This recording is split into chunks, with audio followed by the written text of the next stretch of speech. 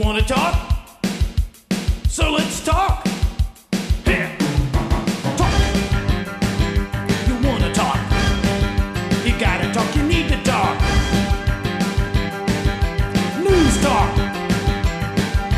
I talk, you talk to Solomon. I talk, you talk to Solomon. Yeah, let's talk to Solomon. Talk to Solomon. Good evening, welcome. It's Talk to Solomon time. That's me, Stan Solomon, my co-host. Chief Steve. Former Police Chief Steve Davis, and my other co-host is the one and the only but never lonely, Brent Johnson. Brent, are you with us? Yes, I am with you, and thank you very much, Stan. It's a pleasure to be with you. All right, our guest is a former member of Congress, former candidate for governor in the state of Colorado, and a current commentator on all things, shall we say, conservative, Bob Beauprez. Bob, how are you? I am great, Stan. It's nice to be talking to you again. Our pleasure to have you back. Bob, this may be a Republican year. Certainly 2010 was, as our president and, chief idiot, Obama said, we got shellacked. Well, this time I'd like him to get varnished. Spar varnished, if at all possible, because that stuff really sticks. What is your thought about the selection of Paul Ryan, a congressman from Wisconsin, head of the Budget Committee, as the vice presidential nominee? I am totally jacked about this, Stan. I think it was a fabulous pick. As luck would have it, Paul Ryan was here in my state in Colorado today. I had the pleasure of emceeing a rally that he was at. The crowd, if that's some sort of a public opinion poll, I don't think you could have gotten more enthusiasm, more energy, a better reception. So I think not only am I excited about this, I think a great many Americans are excited about it. To I guess steal Barack Obama's favorite phrase, hope really now I think is on the way. Maybe we can save this republic after all. Well said. Now, Brent, your thoughts on Paul Ryan, please. I think it's a very interesting choice. I'm going to reserve most of my judgment to watch what happens over the next several weeks, but he reportedly has some libertarian leanings, which I find to be interesting. Apparently, there was some kind of an MSNBC report where they were complaining that he advocates reading Ayn Rand's The Fountainhead. And they were complaining about him because they said in Ayn Rand's The Fountainhead, the main character, Howard Rourke, blows up a building because it's not being used for the purposes that he designed it. And therefore, Paul Ryan supports terrorism. That's the connection there. And by the way, Howard Rourke blows up a building because he contracted to do it on the condition it be used for a particular reason. They broke the contract. Right. So it wasn't an act of terrorism at all, and it was an empty building. Well, Democrats and the truth had never been introduced. Chief? Well, if anybody in the United States supports terrorism, it's Barack Hussein Obama. But I'm very excited about Paul Ryan as a choice. I often refer back to David Horowitz in one of his books, How to Beat the Democrats, describe the difference between Democrats and Republicans, where Democrats treat elections like a war, Republicans like a debate. And Paul Ryan has great conservative ideas. He's not afraid to stick to his guns. He's already had his feet thrown to the fire several times, and he's been through a lot of that. I think he's a great choice, and I'm happy to see him there. Bob, Ryan said in an interview with Glenn Beck that was in I think in 2009. I heard it replayed that our rights come from God and not from government. To me, that's Handel's Messiah and White Christmas all wrapped into one, coming from a politician. Your thoughts? Well, and it's God bless America, if I can add one more in there. Paul Ryan repeated that line in Denver again today to thunderous applause from our crowd. It's a direct statement that Paul Ryan understands that we had founding fathers, the genius of those founding fathers, for the first time in world history, then as well as still, a nation recognized that our rights come from our Creator and nature, a reflection of a reference to natural law. Isn't it refreshing that we've got a leadership team in front of us in Romney and Ryan that are willing to say it, willing to commit themselves to it, and haven't we as Americans, certainly conservative Americans, common sense, I think Americans, haven't we been waiting for that kind of leadership, especially after these last 4 years? Well said. In fact, they say the old 3 R's were reading, writing, arithmetic. The new 3 R's are Romney, Ryan, and Republican. Hopefully that'll be the case. Now, again, we'll go around the horn. I believe that the Obama crowds in 2008 were part enthusiasm and part paid performers. I'll start with you, Chief. Well, the first thing, looking back at Obama's first initial campaign, I really thought it was very ingenious because he didn't use specifics. He talked about hope and change, and I believe a lot of people imagined or pictured the hope and change they wanted rather than what he was really going to bring to us, which is socialism. And now, as time's gone by, he's opened his mouth, he's opened his ideas, he's shown us what he really is, which is a socialist or a communist, and he's really going to push that on the American people, and that's turned off a lot of people, especially on their side. Brent. Well, when I first watched Obama, it was at his acceptance speech after the 2008 Democrat National Convention, and I paid close attention to him, and I came away from the experience with a clear understanding that Karl Marx would have given him an A+. He was clearly is a Marxist. Now, you know, I absolutely despise Obama. I think he's ineligible. I think he doesn't have any legal authority to be a president. He's installed, not elected. However, I am not on the Romney bandwagon either. I think Romney is going to be another one of these George W's who's going to overstep the Constitution in the other direction, Marxism or fascism. So I am not excited about Romney getting in, though I am excited about Obama being kicked out. I do think that Romney is going to beat Obama, and I will then probably have lots of criticism for the things Romney does. I hope I'm wrong. I hope Romney doesn't do the things I fear he will do, but we got to get rid of Obama. Well said. Now, according to the polls, whatever they are, because we know that they can stack the polls and have it come out any way they want, but the general consensus is the majority of people from center to right believe that Ryan was a good choice. Bob Beauprez, I know that you like him. I like him. Do you think there was a better choice? And do you think that what you have seen, you saw yesterday or today, whatever it was, that kind of enthusiasm, like we saw when Sarah Palin was named as VP, will help this ticket to get over the finish line? Very different kind of excitement and bump that Mitt Romney's getting from Paul Ryan as compared to what McCain got from Sarah Palin. And I don't mean to diminish the Sarah Palin choice. It worked and worked well at that point in time. But as we all remember, that enthusiasm, that support then faded. I don't think you're going to see it fade with Paul Ryan for a very simple reason. This guy is identified by conservatives, by Americans, even by liberals, as the guy who understands, gets it, has put together, put a plan forward, an economic plan to get us moving again. And along with Mitt Romney now, that is front and center.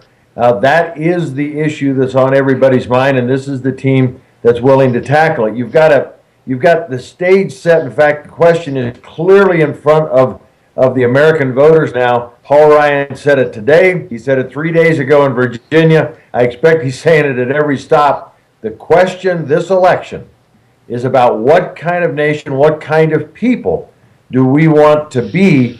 And I don't think there's any mistake about where Paul Ryan, and I'll take a little exception with your other guest. I think Mitt Romney is a problem solver. You can look at history and learn about people, but the thing I learned about him is he fixes enormous problems.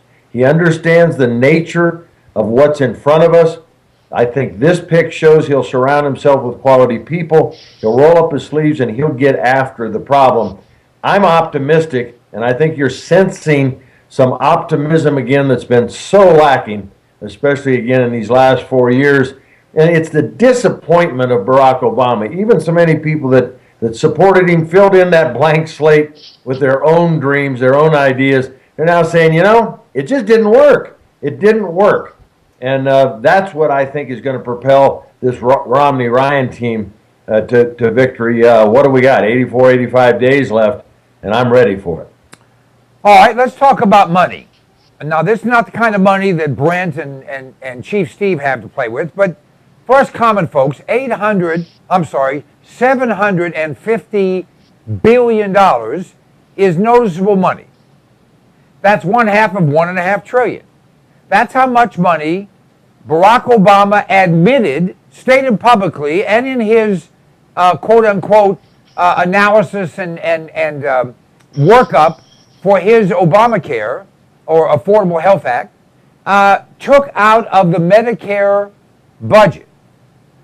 At the same time, they're accusing Ryan of throwing grandma off a cliff, when in fact that cut of $750 billion plus adding another 30 or 40 million people to the rolls absolutely meant that there would be rationing. There's no other rational possibility there will be rationing. And in fact, if grandma is too old, too sick, she will not get anything other than made comfortable and pain pills.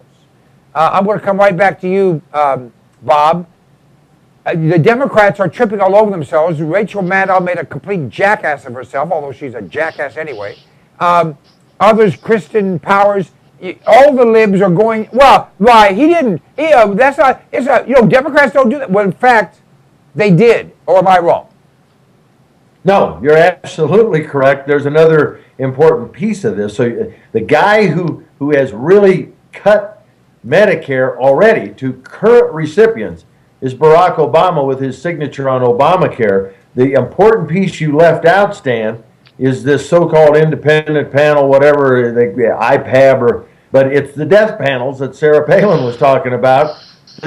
That's the only reason for their existence, to tell us what insurance we have to buy, designed by the central planners in the Obama administration, and then to mete out to each individual what service you can get, what surgery you can get, what prescription drug you can get, or you can just go over in a corner and cease to exist.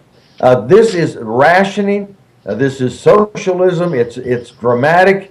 It should scare the dickens out of people as to what is really on the minds of these, I'll say it again, central planners, because that's what they are. They think they know best, and they're going to tell us to get in line and wait for the favors that they pass out or lack thereof. Brent, let me get you to respond, please. I completely agree with that. That's exactly what Marxism does. It says that, those who have the means must give to those who need the means. And it doesn't leave any leeway for individual choice or for individual doctors' chosen health care. Nobody can decide what if you have the money because you've worked hard, you don't get to decide to have better health care. You rather have to give that money in so that the Marxists can use it and dole it out to those people who haven't worked as hard as you. That's the essential of Marxism. And no, this is exactly what Obamacare is designed to do. There's no argument here, no question here, not even a response. It's just a confirmation of what Bob said and what you've said, Stan, numerous times around this issue. Chief? The facts are on our side, so, and let's be reminded also that they call this the Ryan plan, but this plan was devised by Ryan and a Democrat together. Yeah. So it's a bipartisan plan, but the facts are on our side. The question is, will Romney and Ryan, will they take a new approach to this rather than the old GOP way? The old GOP way was kid gloves. We'd rather be gentlemanly and scholarly rather than really get dirty and fight this out and let them win.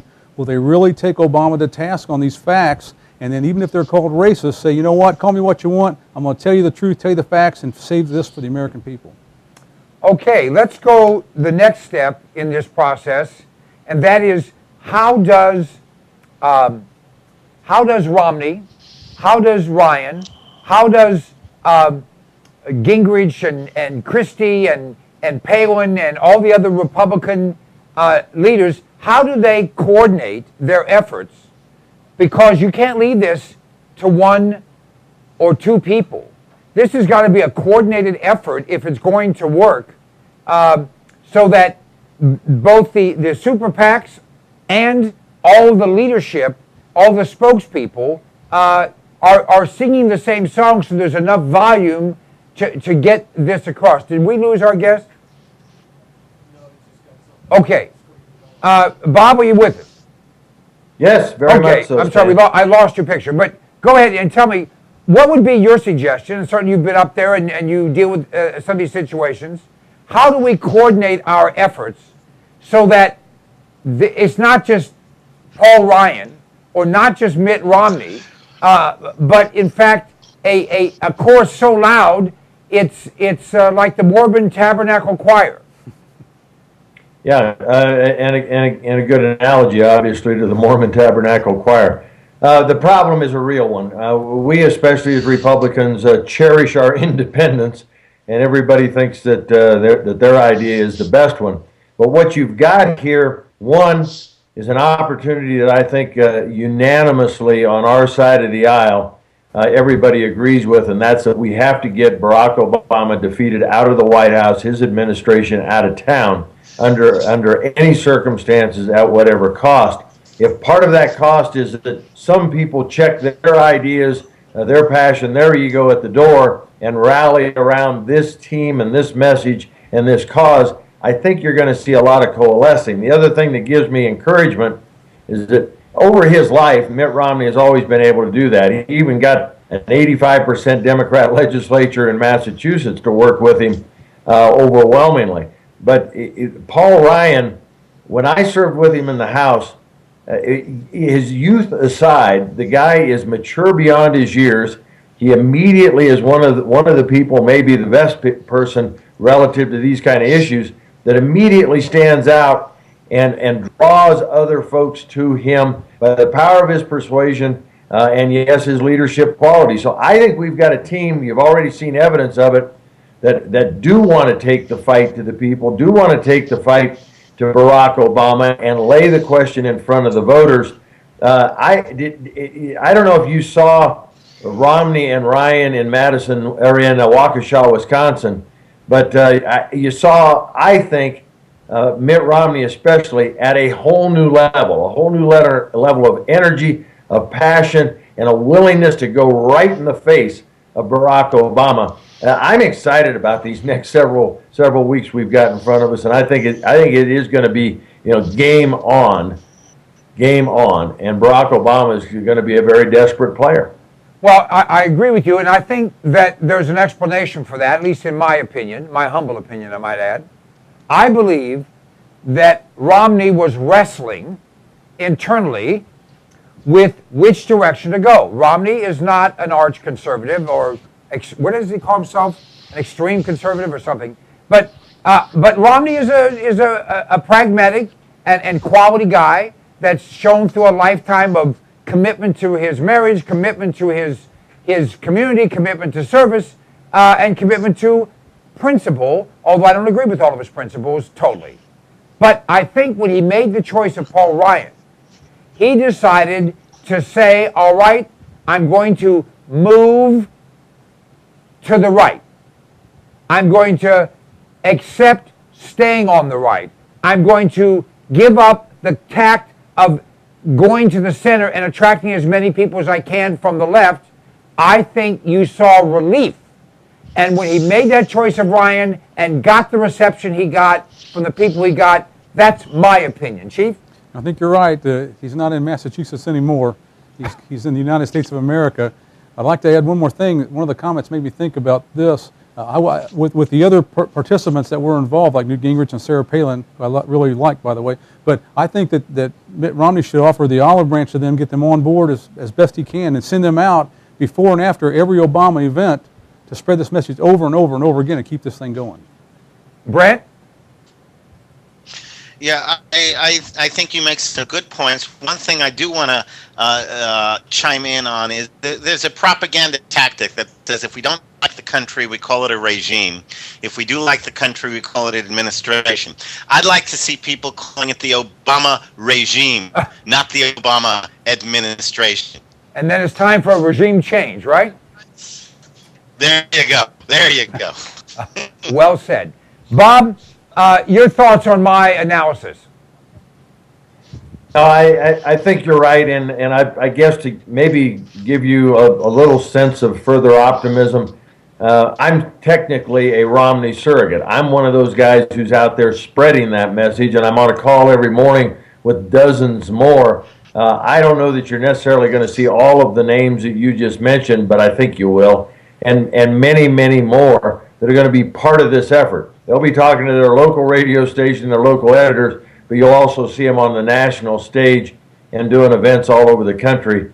I think we're seeing an excitement, gentlemen, in these closing days, especially motivated by the confidence that the message it sent to the conservatives about the choice of Paul Ryan. I think you're seeing a renewed sense of enthusiasm that not only this is a mission we have to be successful at, defeating Barack Obama, but now there's a sense that, by golly, we've got the team now to rally around and we can get it done, and we're personally excited about the opportunities that lay in front of us. Well, I think you've said quite a mouthful there. Of course, you're good at that. I believe that up to the selection of Paul Ryan, this election was about Barack Obama. Do you want him or don't you want him? And the belief by most people, myself included, that more people don't want him than do want him. Whether it was Romney, or whether it was Santorum, or whether it was Ron Paul, or whether it was Donald Duck, or pineapple, or whether it was a soup can, we didn't want Barack Obama. I think we saw with Paul Ryan a turn. It's not that we don't want Barack Obama, now we do want the new 3 R's, Romney, Ryan, and Republican. Let's go back to the chief.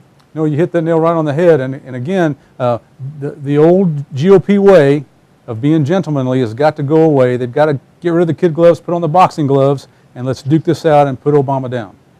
Brent? I do hope Obama goes down. I still have reservations about an all-Republican White House and Congress and Senate, because last time we had that, George W. Bush ran roughshod over the U.S. Constitution, and I will maintain those concerns because somebody has to stand up there and be watching with an independent eye. The other thing, by the way, is that, Romney, don't forget, Romney had Romney Care, health care in Massachusetts. I understand it's a state issue. It's a very liberal state. Nonetheless, I would hope that Congress will either defund or just plain repeal the Affordable Care Act. I would hope that Romney would support that if it comes out of Congress. He actually has already said he will do it his first day in office by executive order. Bob, we're going to hand it back to you to finish this up. Your thoughts? Well, I have no doubt that Romney's going to stick to his word on repealing Obamacare, but I would add that if you're going to get that done, having been in Congress and understand how the voting works, you're going to need to get rid of Harry Reid as the leader in the Senate and a Democrat majority in the Senate, or you don't have a prayer at getting the votes. Has to happen. That is going to happen. I'll tell you right now, you heard it on this show first. The Republicans will take a minimum of 6 Senate seats. They will end up with a 3-seat majority, plus the vice president's vote when necessary. And we've gotten rid of Dick Lugar, and we've gotten some good, solid conservatives to be in that Republican Senate. They will get that done. Bob Beauprez, thank you so much for being on our show. We look forward to having you back and kick some butt there in working for Romney, please. Thanks, Dan. We're going to do it. All right, brother. We'll be back with Dr. Alan Keyes shortly. This is Talk to Solomon.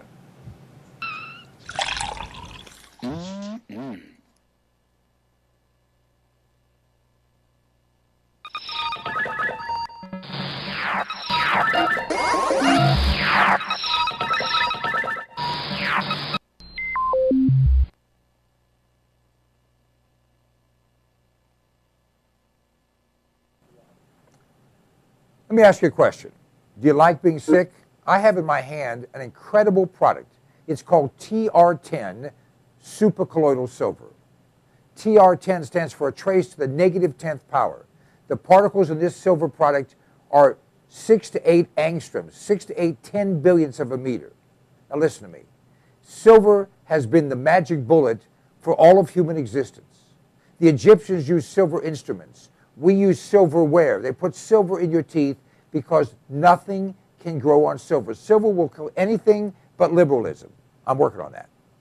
This product, you go to cpnlive.com, buy 1 quart of this product. It will last you for a very long time. Anytime you feel like you've been exposed to something bad, take some of this product, spray it in your mouth, or take a little bit and gargle it, swallow it.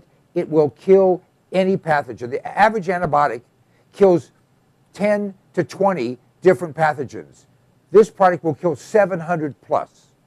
Do yourself a favor, do your family a favor, do your doctor a favor. He's tired of seeing you.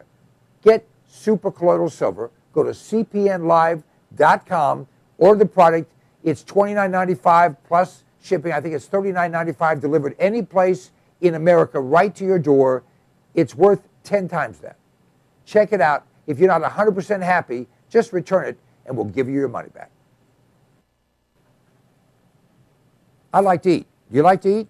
We all do. And usually we run to the grocery store, we run to the convenience store, or we have something in the fridge. But power's been out in parts of this country in the last few weeks. We don't know what's going to come down the pike economically. Smart people are putting in food. Alpine Air Gourmet Reserves is a line of foods that you can put away that will last for a very long time. You know, they say eat what you store and store what you eat. This is great tasting stuff, healthy for you, a full line. You go to our website, cpnlive.com, and click on the button for Alpine Air Gourmet Reserves and see all the different things we have. This is good tasting food. It's reasonably priced. It will last. And it's worth its weight in gold if a problem arises. I know you don't think there's going to be anything that goes wrong. Actually, you do. This is smart. This is smart insurance. This is smart preparation. This is smart thinking. You have kids, you have a spouse, you have parents, you have dependents, you have an appetite. All those things can be addressed by a frugal but smart investment in Alpine Air Gourmet Reserves. Try them out. You will be tickled to death with the taste of them. You know what? In many cases, people start to eat this and they think, heck, this tastes better and costs less than what you're going to the grocery store to buy. cpnlive.com, check it out. Do you like being healthy? I do. In fact, this product, which I've been taking for years now, is absolutely the answer. Now, you may not believe it, but I'm actually 21, plus tax, of course. This product has 146 different healthful nutrients in it, and it's liquid, so it's bioavailable. It tastes great, and it's sugar-free. 1 ounce of Sonic Life each day will help you to maintain and enhance your health. It's a kind of a gift, well, that you'll thank your mom for, your husband for, your wife for, your kids for. Whoever you give it to, they're going to say thank you, and you are going to enjoy the benefits of having all the vitamins, all the minerals, all the nutrients your body needs in one very reasonably priced product. Just go to cpnlive.com and everything's right there. You'll be able to read all the ingredients. The price is right there, a flat price delivered to your door anywhere in the United States of America. Sonic Life is a gift, a great gift. Give it to yourself. I do.